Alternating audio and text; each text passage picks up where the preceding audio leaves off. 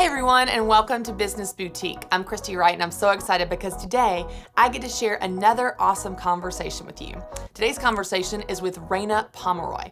Reina is the founder of Reina Co, and she's the creator of the Dreamy Client Magnet program. She also happens to be an expert on selling and getting new customers. I know you will love her, so check it out. Reina, thank you so much for being here. Thank you so much for having me. I'm so excited about this because I'm a fan of yours, and I know we are kindred spirits in this space of helping entrepreneurs and creatives, and especially women, step into their gifts and make money doing what they love. And you do this all day, every day. So let's just start by telling our listeners and our viewers a little bit about who you are and what your business is.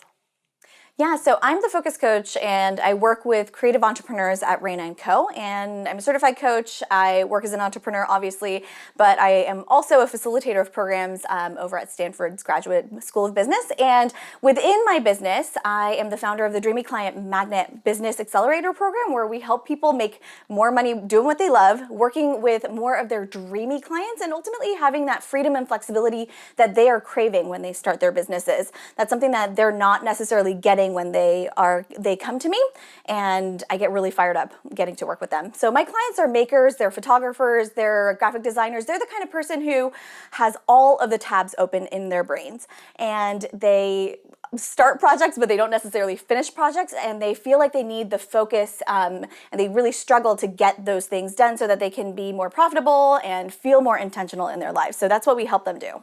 I love it, and I love how you even describe them because I'm one of them. I'm like, yes, like creative, all the ideas. I'm so good at the new and not so great at the follow through. And so people like me need people like you to help us focus and stay on track. So I love that so much. And it's just amazing to see the correlation between what you're doing through your business and what we're doing through Business Boutique. And I think there's just such a synergy there. And one of the things that I love that you talk about is this idea of being heart-centered, being a heart-centered service entrepreneur. And so many of the women that I work with, they start these businesses from their heart. It's because they have a heart to help people. They want to make a difference. They want to make an impact. And that's really, really important to them. And so as we tap into that, I love hearing their stories. And I know that that's what you do as well. So talk a little bit about what that means to you when it comes to being heart-centered.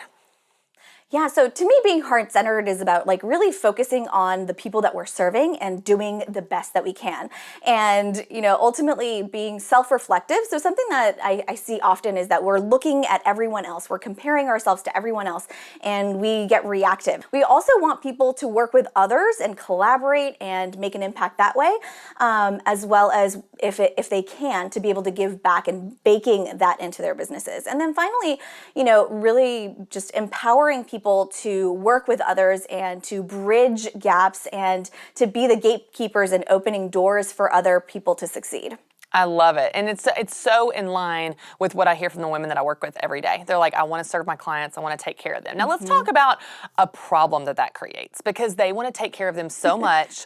They don't want to take their money. They don't want to sell. They don't want to be pushy. They feel like, I don't want to get on their nerves. I don't want to be, salesy, and I just feel bad charging, and I feel bad pricing, and I feel like I'm taking advantage of people. And so let's talk about kind of this paradox between serving your customers and also selling, because I think that many of the women that I work with, especially those that don't have a background in business, they think of those as mutually exclusive. Either you're going to sell and be pushy and make money and be profitable and be successful, or you're going to serve your clients and be broke forever. So let's just talk about debunking that myth and how you can be incredibly successful without being salesy.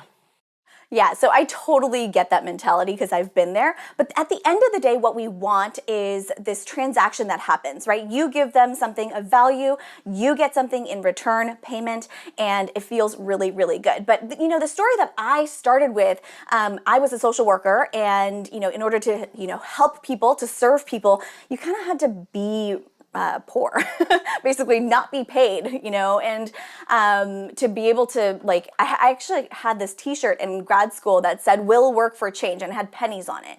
And like, is if that isn't like a mindset shift that I needed, I don't know what is. Really, truly, to be able to make that impact, you have to be able to ask for what you need, because that's what business is all about. You're not running a hobby. And so I really want to encourage people to get into this space of like working on their money mindset. So we have so many money models, right? So we have personal stories, experiences, media messages. We get these messages from all over that tell us that if we make money, we're greedy. If we make money, we aren't, serving, and that doesn't feel good to us. And, the thing that really shifted my mindset around this was this this term, I guess it's a mantra, of money amplifies what already is. Meaning that if you already are a kind-hearted, generous, giving person, money will just make more of that happen because you'll have more to go around. Whereas, the typical thing that I used to think was if I had more money, then I would be greedy and I would be depriving somebody else of money. And that's very much a scarcity mindset. So I really encourage all of us to work ourselves out of that mindset shift.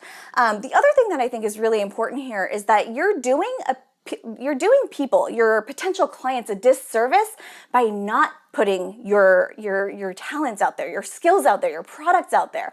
And it's such a bummer because you guys are so talented. My clients come to me and they're like, I think I could be really good at this. And they totally are. They're so incredibly talented. And when they just believe in themselves and the capacity that, they have value to offer the world, they really are able to shape it, and they're really, really able to add value to other people. So that's something that I think that we need to rethink through.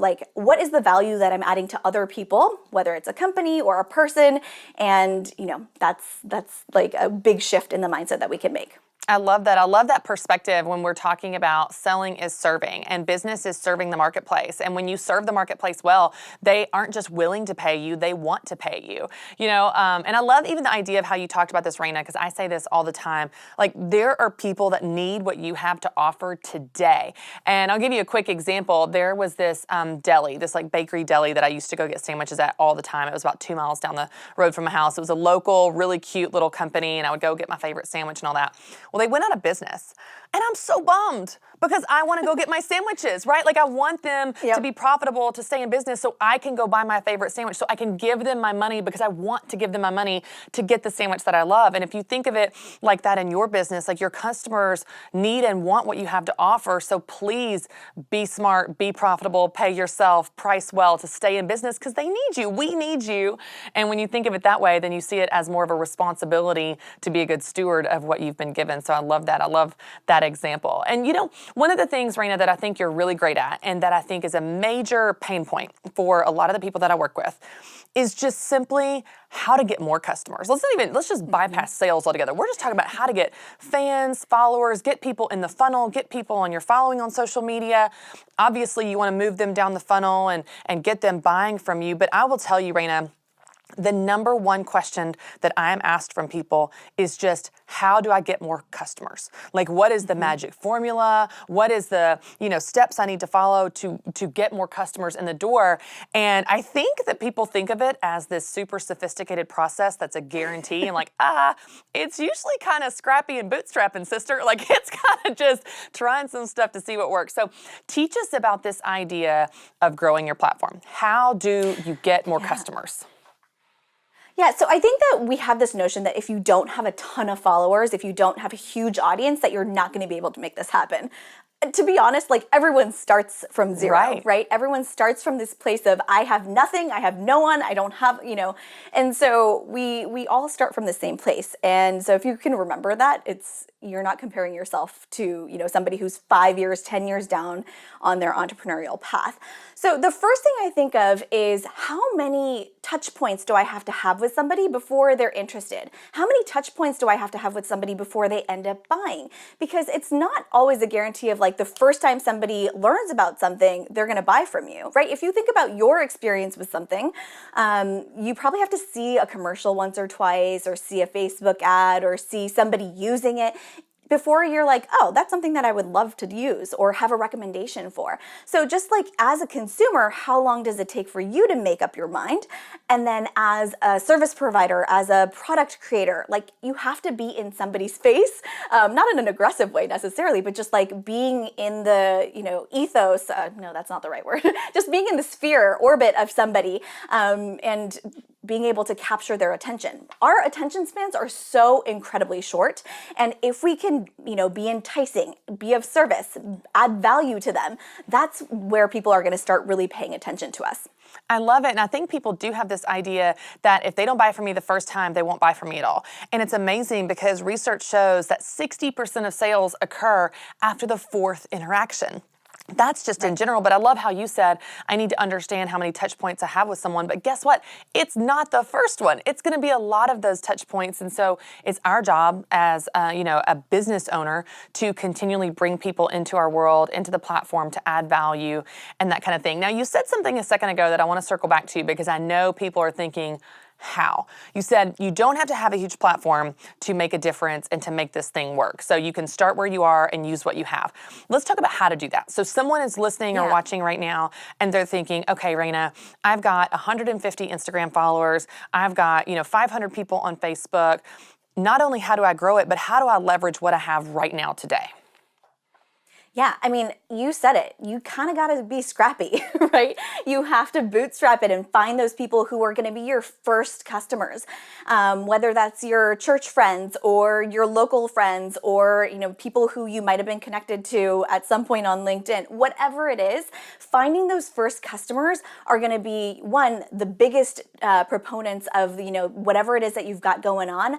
I remember the first client that I had is definitely not my ideal client, but she was my first paying person and she was the first person to give me a testimonial. And she also referred me to people after we were done working together. And so it's just like you have to, be willing to take those first scary steps in getting that business. And I think too, with business owners, we forget that we have to talk about it all the time. People don't remember it just because we talked about something once on an Instagram post or once on a Facebook post. We have to kind of constantly be in people's faces for them to remember us. I love this book by Jonah Berger. He's a professor over at the UPenn's Wharton School of Business, and he wrote this book called Contagious, and he talks about this principle of social currency where we love to share things. As humans, we just love to share and refer and give recommendations for. So think about all the things that you've referred in the recent, 2 weeks maybe. It could be a new recipe or a new app that you're loving or a show that you're watching on TV. And, all of those things are things that people recommend. And so use that to your advantage. You can have people recommend your thing, or you can also just be talking about your thing as well. So that's something that I feel like we often forget. Just because we posted it once doesn't mean that everyone that you wanted to, have see it, saw it. Yeah, that's a really good point because I think it goes back to what we were talking about with sales where it's like, oh, I don't want to get on people's nerves. But, I think it was John Maxwell maybe that said, you have to say something 21 times before someone even hears it. And then if you think of the algorithms of social media, you put something on Instagram, maybe 5% of your followers even saw it and maybe a less percent even paid attention or stopped their thumb scrolling. So just really understanding how little people are seeing of what you're putting out, it makes you not feel as bad about putting stuff out all the time because they're probably only going to see it one time or, maybe 2 times in that reinforcement. So it really is such an important principle. Now, you talk about something called social glue. Let's talk about that. What does that mean? Yeah, social glue was the first way that I really connected with a fully booked client roster. And it's basically you networking, but with a really great intention of like giving before you try to receive. I think so often I will get a pitch from somebody wanting something from me without really offering anything in return. If you said, hey, I have something of value to offer, I would want, through reciprocity, to offer something back to you. And so social glue is this intention of I want to give something and possibly receive something in return, but it's really a very relational way of networking. Yeah, that's a really good point. You know, it's interesting. I get the same type of requests where people will send me a tweet like, hey, will you pitch my book? Or hey, will you review my book? Or hey, will you share my business? But everything about the tone of it and the posture of it is, will you do this thing for me? And it's not that I'm not willing to help people, but I don't like the heart behind it of like, what's in it for me? Because what I'm interested in is, how can you help my customers? How can you help my followers? Exactly. So the total opposite approach, and I'll get this every now and then, someone will send me a message on Instagram that says, hey, Christy, I love what you're doing. You know, I came to the Business Boutique event. It changed my life. Here's how I'm helping women, and here's how I think that what I'm doing can help the women you're serving. And then I'm immediately interested, and I lean in and pay attention, because why? They're not talking about what I can do for them. They're talking about what they can do for my audience. And if you think about this, we understand in business, all day, every day, your customers are thinking, why do I care? What's in it for me? So we're supposed to answer that through our content, through our business. But if you're pitching to a business, if you're pitching to an influencer, if you're pitching to someone to network with or have a connection with, they're thinking the same thing. What's in it for me? And so when you can answer that of, what can I give first? How can I give value to your tribe, to your platform, to your audience, and work, find the intersection of our interests, not just, hey, can you give me a boost here? It's a totally different posture, and it's more well received because it shows that you have a servant's heart and you're interested in something that's mutually beneficial. So I love that it did. And that's a good tip too for just people that are trying to make those pitches. Yeah, and I think too, you have to have done the research, right? You have to know kind of what the gap is and how you can really help. And if you haven't done that and it feels like a blanket sort of copy and paste sort of pitch, it's not going to go over as well. Oh, totally. I've had people reach out to me and be like, hey, Christy, I love what you're doing. I'm a huge fan. Can you help me do this? And they spell my name completely wrong. I'm like, you literally can see the handle. It is not IE. It's CHRSTY. You could have typed it right. Like, it's like, did you pay attention? That's so funny. Well, that's just such a great takeaway, because I know that we have people listening and watching right now at all stages of business, and all of them want the same thing. They want more customers. They want more of an impact. They want to be able to help more people. And so those are some good tips and tricks, and just giving people permission to be a little scrappy, to bootstrap it. So you know what? Start with your family and friends, start with your church, and leverage word of mouth and leverage referrals, whatever you got to do to get it off the ground. It's not this perfect science and a perfect formula. Most of us are just making it up as we go, to be honest, and doing the best we can. So that's a great takeaway. I would love it, before we wrap up, Reina, if you would tell us how our listeners and viewers can connect with you and what you're doing and what's coming up next, and social media, your websites, all the fun things you've got going on. Yeah, sure. So you can find me over at reinaco.com. I know we didn't have a chance to talk about it, but we have a really cool thing called the CEO Report, and I would love for you to go check it out. It's like data mining in your business, even if you do not like data. So go over and find that at reinaco.com/CEO Report. And then I love Instagram. I know, Christy, you talked about it, but you can find me over at Reina & Company, and you should definitely DM me, because I always DM people back.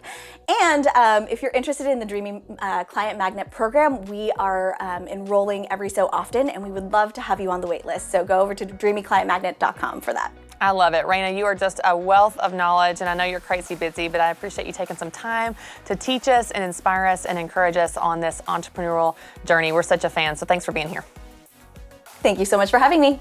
Thanks so much for watching, and don't forget to subscribe to my YouTube channel. And if you need help selling and getting more customers, or marketing, or paying yourself, or managing the money, or any of the things when it comes to building your business, well, you don't want to miss getting your seat at our annual Business Boutique event here in Nashville, October 24th through the 26th. We have an incredible lineup, and this year is better than ever. You can find out more information and get your seats by clicking the link below.